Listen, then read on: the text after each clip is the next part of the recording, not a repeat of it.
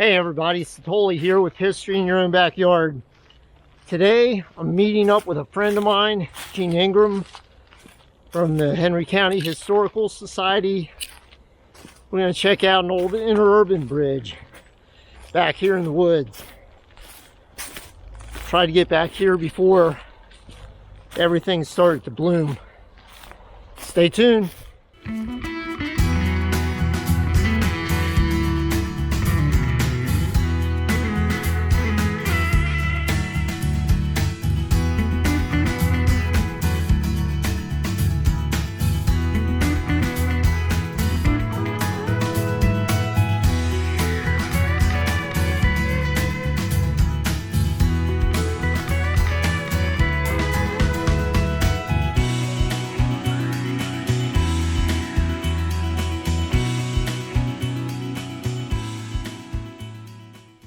Hey everybody, Satoli here with History in Your Own Backyard. Today I'm in Henry County, Indiana with a friend of mine, Gene Ingram.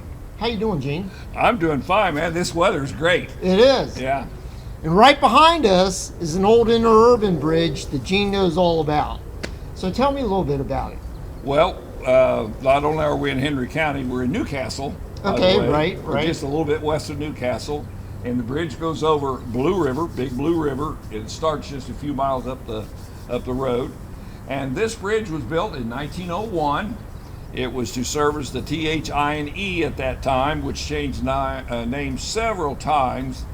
And it didn't really... What's THI&E? The Terre Haute, Indiana, and something else. I forgot what the E was, but Okay. anyway. They ran Evansville? Terre Haute, Indianapolis here. And this one went on up through Muncie to Fort Wayne. Okay.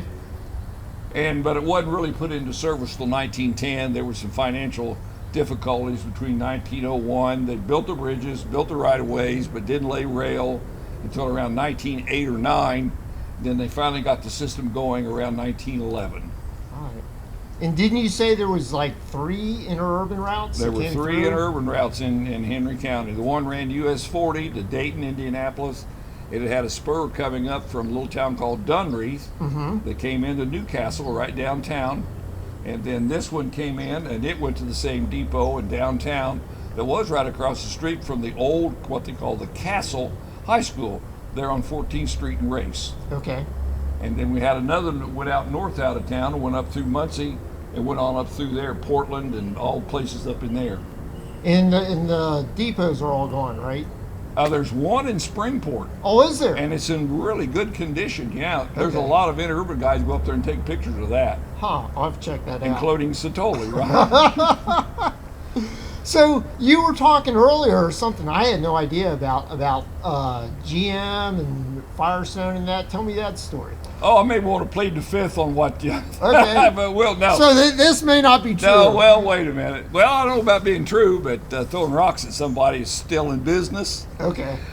Allegedly, according to a lot of people who have investigated what happened to the interurban, around the Depression time, automobiles got more dependable and bigger, more powerful.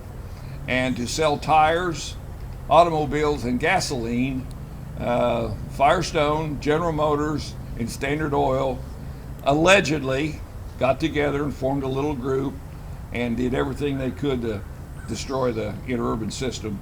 And it looks like they got away with it, because in 41 was pretty much the death of the interurban. Just before World War II when they needed it. Right.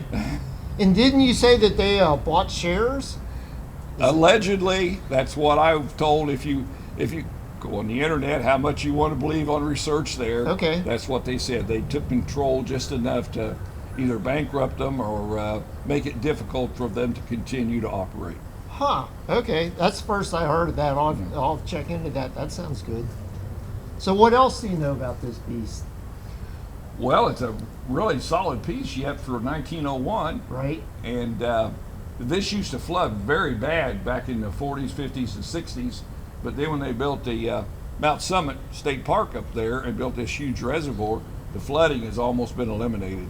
I don't think I've really seen this at flood stage for 25, 30 years. But it really used to just inundate well, this is called Blue River Valley, and you can tell through the thousands of years we're about 100 feet below where the rest of the world is. That's how much it created Blue River Valley. Yeah. Well, the Interurban was very good. It's a shame it went away. Yeah. Because today people think, well, I can get in my car, drive down to Road 3 and get on 70, be in Indianapolis in an hour. You could be in Indianapolis in an hour on the Interurban. Could you? Yep. Yep. And do you have any idea how many stops it made between here and Indy? Oh, from here? Yeah. The first one would be a little town here west here called Westwood. Okay. And then just beyond that, Mount Lawn. Okay. Yeah. Yep. And then they would stop in Kennard. They would stop in Shirley. They would stop in Wilkinson.